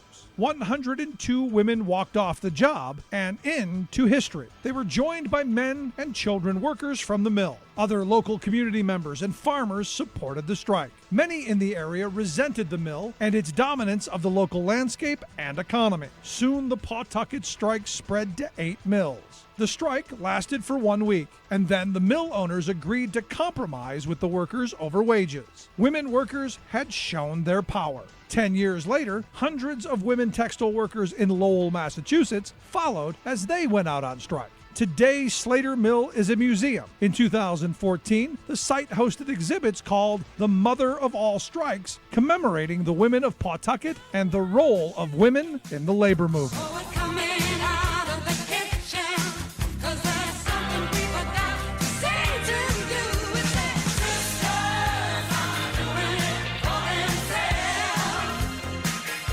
For more information, go to laborhistoryin2.com, like us on Facebook, follow us on Twitter at laborhistoryin2. Waving the flag of freedom for people, not corporations. Rick Smith.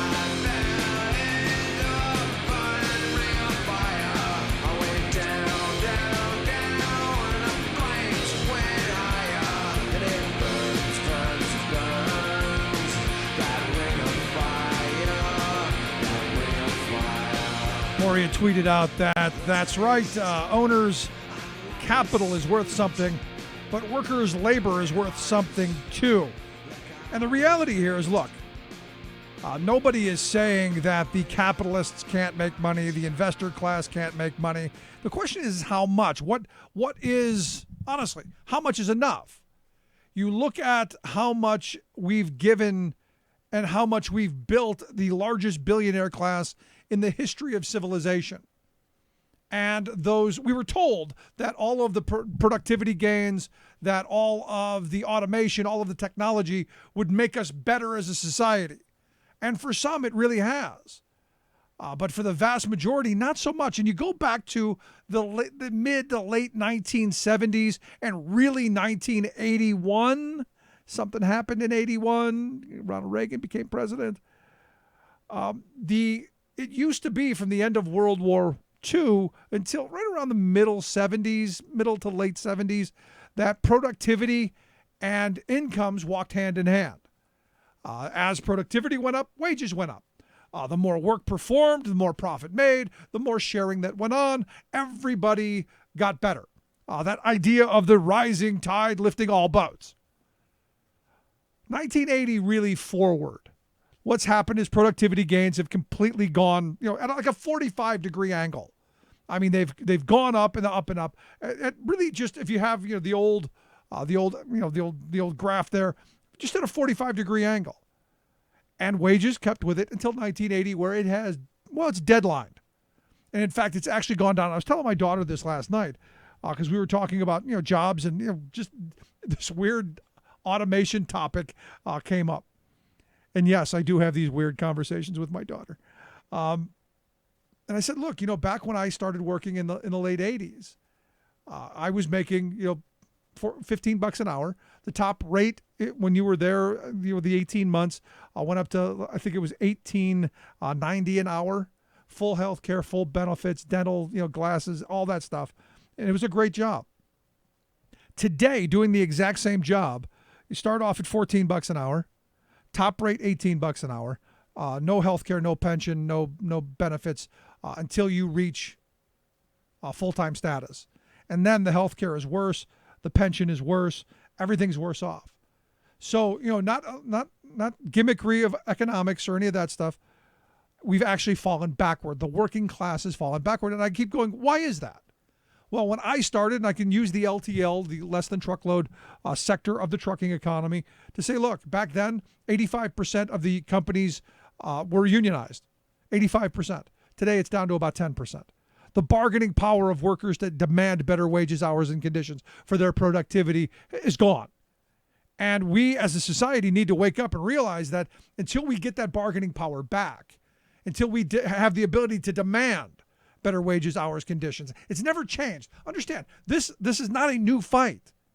It's not. Technology, productivity, this is not new. It's updated. There are new shiny things, new gizmos and gadgets, but the underlying essence is still the same. And again, what's happened is somebody pops up with a website, it makes them $1 billion, and they keep all the productivity gains. Now, there are a bunch of people along the way that helped develop that and all that. Did they get it? Maybe not so much. And then all of those people who lost jobs because of it, they're just left, SOL. So again, it comes back to what kind of a society do we want to have? And I know there are people who are saying, well, what we need is guaranteed minimum income. And I agree.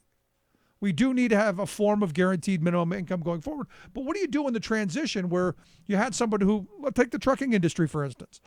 You're going to have long haul drivers who are going to lose their jobs. It's going to happen because we know the future is these self-driving trucks that don't fall asleep, that don't get tired, that don't stop running, that will be able to zip back and forth. They'll figure it out. What do you do with those drivers? There aren't going to be enough other jobs to absorb them. Guaranteed minimum income isn't going to get them anywhere near what they were earning. So what do you do there? Those are policy questions. Those are government questions. And putting someone like Donald Trump or Greg Gianforte in those positions to make those policy decisions, or any of the people who support this Trump budget, not going to be very good for working people. And again, this militancy, this out in the street mentality that finally, fortunately, we are seeing is going to have to happen on larger scales. And I've been saying, look, my kids are going to have to fight the battles of my grandparents, the same battles, the fight for decent wages, hours, conditions, dignity on the job, a right to a job. That's simple. I'd love to hear your thoughts. You can email me, rick@thericksmithshow.com. When we come back and talk a little bit more about the budget, about the health care, about, well, where we go, what we do. Our good friend Isaiah Poole going to be here. Quick break. Right back. Stick around.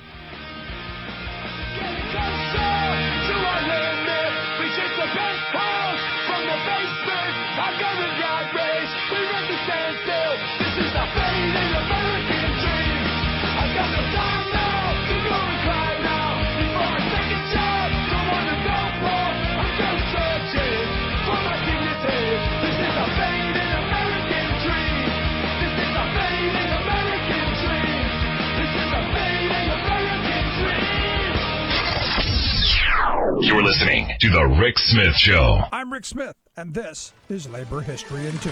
On this day in labor history, the year was 1937. That was the day the Steelworkers Organizing Committee, or SWOC, called a nationwide strike against 3 of the 4 little steel companies, Republic, Inland, and Youngstown Sheet and Tube. The drive to organize Little Steel came on the heels of an historic agreement with U.S. Steel and J&L earlier in the year. In his book, The Last Great Strike, legal scholar Ahmed White points out that SWOC leaders established a 3-pronged strategy in their organizing efforts: to break down racial and ethnic diversities among workers, to use the Wagner Act and newly formed NLRB to their advantage whenever possible, and to take over company unions where they existed. They hoped Little Steel would follow earlier precedent, but mill owners wouldn't budge on union recognition. Firing of organizers intensified and lockouts began. Sheriff's departments began the swearing in of deputies. Republic and Youngstown Sheet and Tube started shipping and stockpiling munitions, including machine guns and tear gas, to mills throughout the Midwest and Northeast. Scattered walkouts and wildcats began throughout the latter part of May as SWOC continued to demand recognition and first contracts. And on this day, SWOC delegates from the Little Steel locals met in a Youngstown War Council to demand a strike.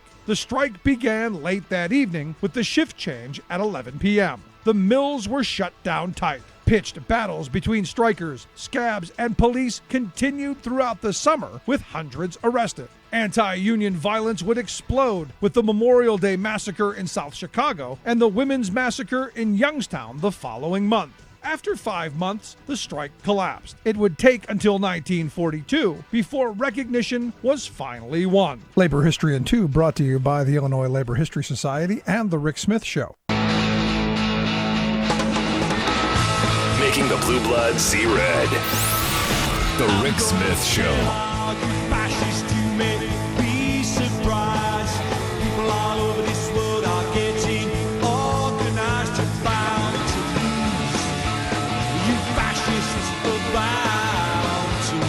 Welcome back to The Rick Smith Show. Check out the website, thericksmithshow.com. Questions, comments, something on your mind, you can email me, rick@thericksmithshow.com. So what an interesting week this has been. The CBO score, the budget. As a guest this week said, Trump has shown that he is a traitor to his base. I'll just look at both of those. And here to talk a little bit about that and whatever else is going on there, we've got Isaiah Poole, Communications Director for People's Action. Isaiah, thanks for taking time for us. My pleasure. So, we had a guest earlier in the week say basically what we've seen out of the Trump administration is, they've painted Trump as a traitor to the base. You agree? I agree. The the health care budget or the health care plan, for example, that was passed by the House. We learned from the CBO that not only will 23 million people be forced to drop their insurance coverage because it will just be totally unaffordable. The Medicare cuts of more than $800 million are going to cut a deep swath through these white working class communities, as well as poor communities everywhere. But, people who are dependent on Medicaid for long-term senior care, for care for children, people who are working at think about the single mother working at Walmart or McDonald's or the Dollar Tree. All right, that woman is going to get devastated. She's going to get kneecapped by this budget. She may even die as a result of this budget because she'll have a condition that she will no longer be able to get treated for. Yeah, but Isaiah, here's the frame. I mean, she made choices. This will just make her pull herself up by the bootstraps and work that much harder. Well, when you put that in the context of all of the things that the Trump administration is doing or proposes to do in this budget, cutting job training programs, cutting economic development programs, things like community development block grants, which would fund a number of services that people could use to help them find better jobs. People could use to take night classes. There's a whole. It's unbelievable how vile and stupid this budget is. No, I've seen so many words. If you were actually concerned about pulling people up by their bootstraps, then what you need to do is give people boots and straps. And the budget takes these away from people. It doesn't add to them. No, this just punishes people for being poor. I mean, it punishes people for being poor. I mean, what this budget shows is that the Republican Party is only about tax cuts for the rich, and they're not even trying to hide it. And they're not even trying to hide it. I saw a clip of an exchange between Senator Bernie Sanders and Nick Mulvaney from the head of the Office of Management and Budget, and has been the chief architect. Keep in mind, by the way, the chief architect of this budget was a person who 2 years ago was so far on the fringe of the House Republicans in Congress. He was a member of this House Freedom Caucus, the right wing of the right wing. And now he is dictating budget policy in the Trump administration. That's how extreme this is. Yeah, and even how extreme. You've been doing this a long time. Have you ever seen a scenario where something as large, a policy issue as large as this was dropped while the president was overseas? I mean, I'm kind of stunned by the fact that they've rolled this out without him. I am too, actually. It doesn't make sense because what you would normally want is for the president and your cabinet folks to be out and visible, right, and selling this thing. But the reason I bring it up is I don't believe it's his. I don't think he's looked at it. I don't think he's touched it. I don't think his fingerprints are anywhere near it. I think you're right. I think it's Mulvaney. I think it's Heritage. I think it's Paul Ryan. I think it's all of these crazy people who have been for years wanting to destroy our social safety net and rape and pillage the Treasury and hand it up to the 1%. Well, you just mentioned Trump's foreign tour, and I think we've seen through the kinds of statements that he's been making overseas that he has zero command of policy. Certainly had no command of policy as the health care reform bill was moving through Congress, certainly has no command of policy when you look at some of the issues in the budget, which, as you pointed out numerous times, totally contradicts what he said on the campaign trail. I mean, it's just, at some point, do the people who are still supporting him ever wake up? Because you look at this stuff and you're right. I mean, just the thing that has got me chuckling this morning is I saw he met with the French president, who said, "Yep, you were always my guy." Even though everyone knew he endorsed the far right nationalist Le Pen to the guy's face, "You were my guy." I mean, really, you're. Well, you're tempting me to go down a road that all of the smart message people tell me not to go down. Hit it. Come on, put the pedal to the metal, Isaiah.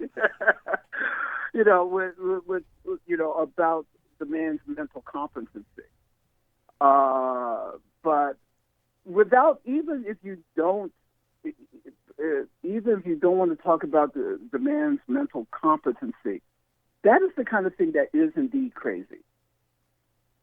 You don't, if you supported the guy's opponent, own it. Yep. Okay? You don't get in the face of the guy who beat the other guy and say, okay, I was with you all along. I mean, it's just silly. I mean, you certainly don't go in front of an assemblage of European Union leaders and hector them in public about how much they're paying into NATO. If you want to do that, you do that in private, but you don't hector them on an international stage. Number one, that's their affair to deal with anyway. In front of the 9/11 memorial and all of that. Exactly, but heaven forbid that the next time something happens to us that requires their help, that they then say, well, you know what? You're not paying what you should be paying to the United Nations. You're not putting into the pot what you should be putting into the pot to support economic development and humanitarian aid in Africa and Asia, which in fact we're not. And in fact, we're doubling down on not doing that. So heaven forbid that they turn the tables on us and say, you know what, you're one of the wealthiest countries in the world, but you're only giving crumbs compared to what a lot of other people are doing to support the humanitarian needs around the globe. Yeah. I had someone email me earlier who said, basically this Trump trip has solidified the view of the rest of the world that we're really the ugly Americans. And it's tragic. It is absolutely tragic. The other thing that's ugly about this is the kind of statement that we're making about human rights and human dignity. How can we say anything about human rights and human dignity when you have this budget and this health care bill?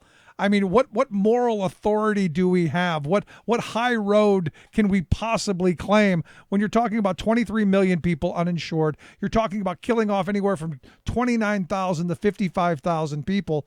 And you have a budget that, I think we can both agree is going to kill thousands more. Well, the reality is that, we've thrown our arms around Duterte, who is engaging in extrajudicial killings, who's basically opened the door to extrajudicial killings of low-level drug dealers in his country. And at the same time, we have our Justice Department saying that we're going to step up the jailings of low-level drug offenders and drug users in this country. So maybe there's a level of consistency there, that we are encouraging a level of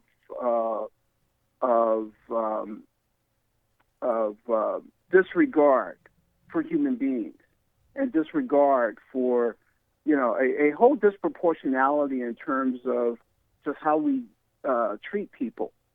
That we're ramping up the for-profit prison industry once again.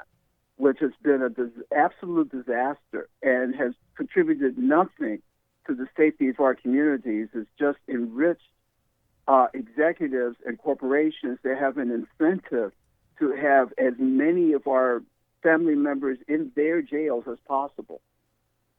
I gotta wonder how many people. I gotta wonder how many people in Congress bought CCA and Geo stock before that announcement was made. It's an excellent question, but it's one of those things where we're not even caring about that stuff anymore.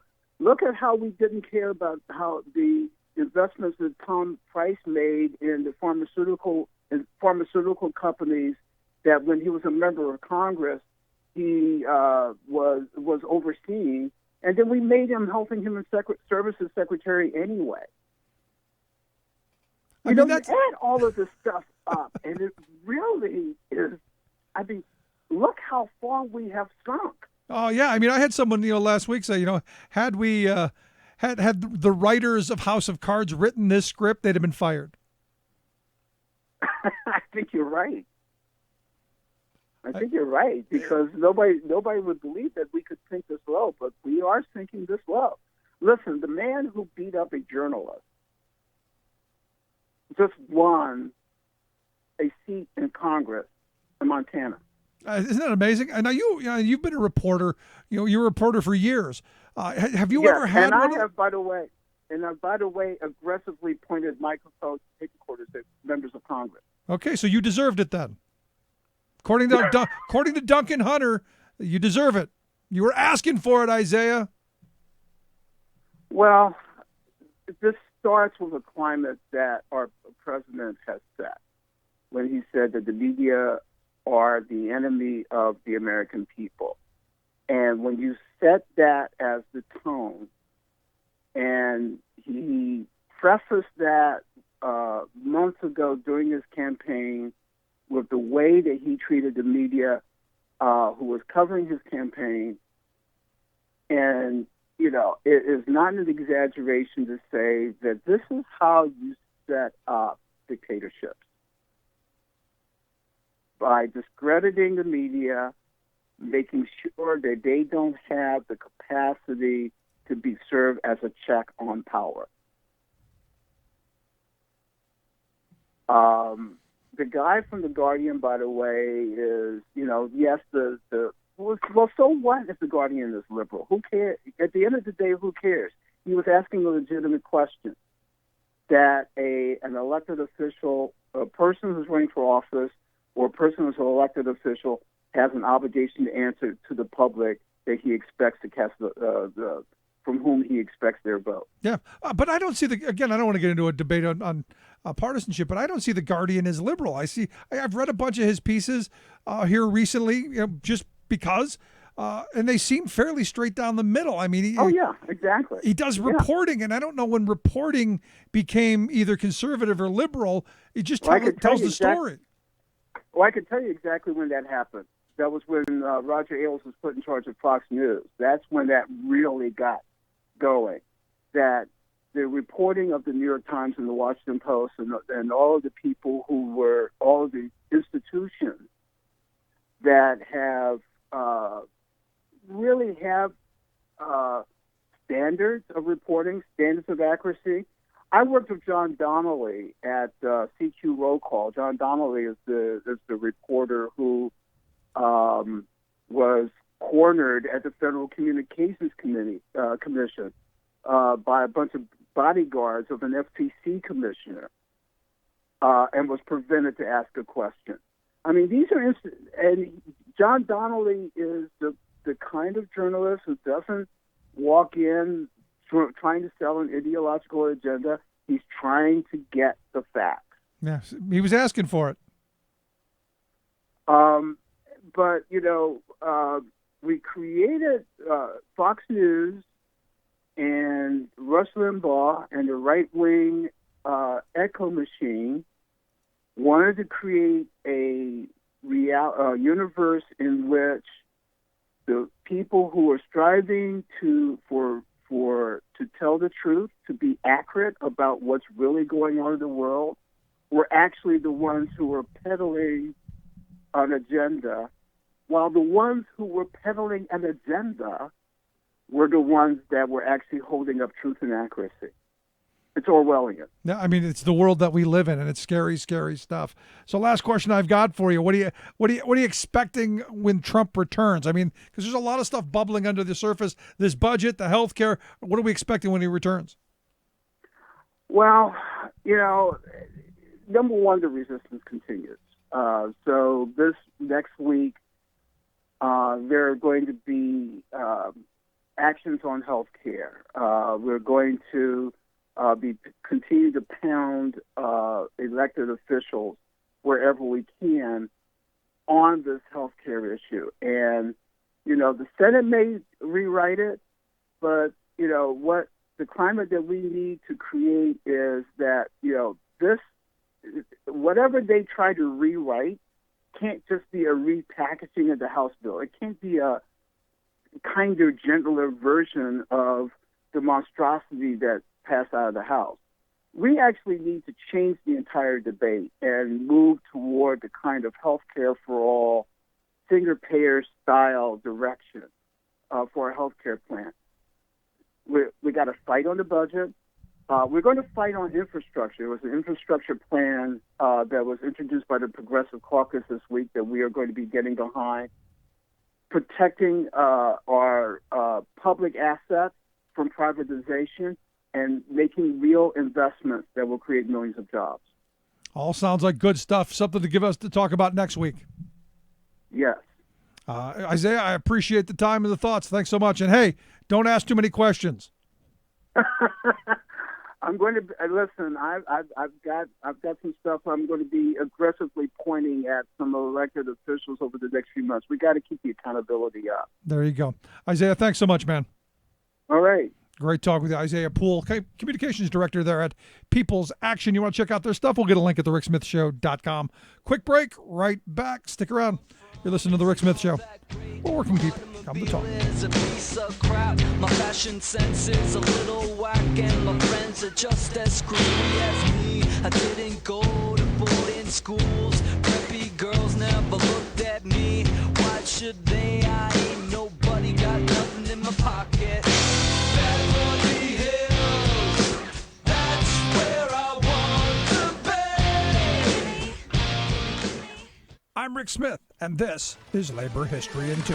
On this day in labor history, the year was 1937. That was the day the Steelworkers Organizing Committee, or SWOC, called a nationwide strike against 3 of the 4 little steel companies, Republic, Inland, and Youngstown Sheet and Tube. The drive to organize Little Steel came on the heels of an historic agreement with U.S. Steel and J&L earlier in the year. In his book, The Last Great Strike, legal scholar Ahmed White points out that SWOC leaders established a 3-pronged strategy in their organizing efforts: to break down racial and ethnic diversities among workers, to use the Wagner Act and newly formed NLRB to their advantage whenever possible, and to take over company unions where they existed. They hoped Little Steel would follow earlier precedent, but mill owners wouldn't budge on union recognition. Firing of organizers intensified and lockouts began. Sheriff's departments began the swearing in of deputies. Republic and Youngstown Sheet and Tube started shipping and stockpiling munitions, including machine guns and tear gas, to mills throughout the Midwest and Northeast. Scattered walkouts and wildcats began throughout the latter part of May as SWOC continued to demand recognition and first contracts. And on this day, SWOC delegates from the Little Steel locals met in a Youngstown War Council to demand a strike.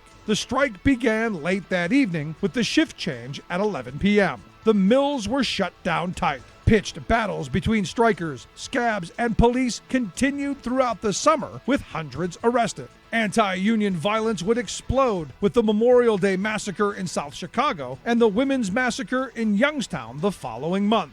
After 5 months, the strike collapsed. It would take until 1942 before recognition was finally won. Labor History in 2 brought to you by the Illinois Labor History Society and The Rick Smith Show. From New York, this is your World in 2 Minutes. I'm your host, Luke Vargas, for Talk Media News. In 2008, then Senator Barack Obama traveled to Berlin for a major outdoor speech, Reminiscing on Ronald Reagan's famous "tear down this wall" line, Obama had a line of his own. The walls between the countries with the most and those with the least cannot stand.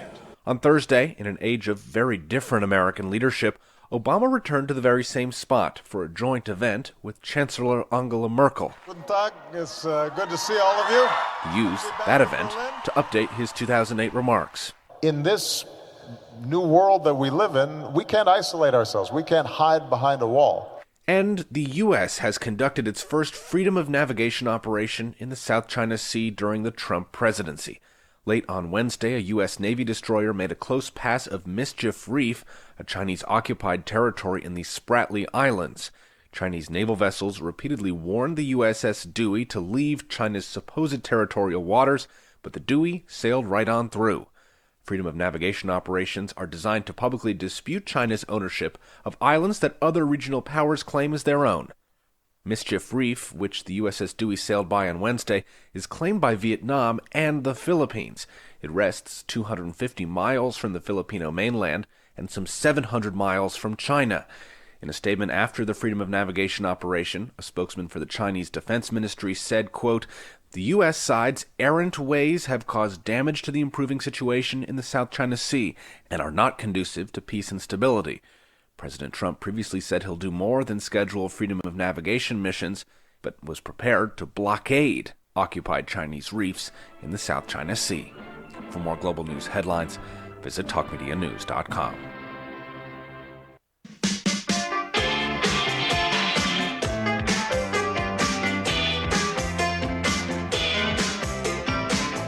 Welcome back to the Rick Smith Show. Check out the website, thericksmithshow.com. So much this week, the budget, the CBO score, and the message out of this is simple. I mean, the reality, very simple. This administration does not care what the people who voted for them think, what the people who didn't vote for them think. All they care about are tax cuts for the very wealthy. It's that simple. And this thought that somehow we in the working class are going to see some trickle, some bit, some crumb, something come out of this, sorry, wrong. What we're going to get is the bill. What we're going to get is less health care, less education, less infrastructure, less. And in fact, Isaiah hit on a point that I think is really important to remember. The infrastructure plan that the Republicans are going to start rolling out is really nothing more than a privatization plan. And I said that from the beginning. I said that back during the campaign when Trump was saying, we're going to have $1 trillion of investment. I go, yeah, I can maybe see that happening of being sales, seeing our infrastructure in the hands of privateers to our detriment. And again, I think you look at the Indiana Turnpike as one of the examples. Look at parking across the country. The Indiana story is real interesting because they bought the turnpike up, raised the tolls, didn't do maintenance, then went belly up and gave the road kind of back in tatters. And you go, well, what happened? Well, a lot of people made a lot of money, and the citizens got the shaft. And that's about the playbook. That's the plan. That's what we get from conservative rule. It's all about Wall Street. It's all about the 1%. And look, now the 1%, they're the ones who control things. The election of Gianforte is just one of the, not surprising, just another one of those moments where you go, yeah, they bought their way in. And we, the voters, allowed it to happen. Either we didn't show up or, well, voted against your own interests. Scary, scary, scary stuff. I hope everyone has a safe and reasonable Memorial Day weekend. Remember that it is about those who fought, bled, and died for this country. But also remember those who have put us in those situations, who put those young men and women in harm's way, and the policies and the kind of leadership that got us there. Remember their sacrifices, absolutely. But also remember the mistakes and the people who did it. And I fear we're heading back in that direction. If you've missed any of today's program, thericksmithshow.com, that's where you go to get the podcast. the Rick Smith Show app on the smartphone. Take the program on the go wherever you go. And as always, you can email me, Rick, at thericksmithshow.com. Have a great weekend. We will see you back here on Tuesday after the Memorial Day holiday. Have a good one.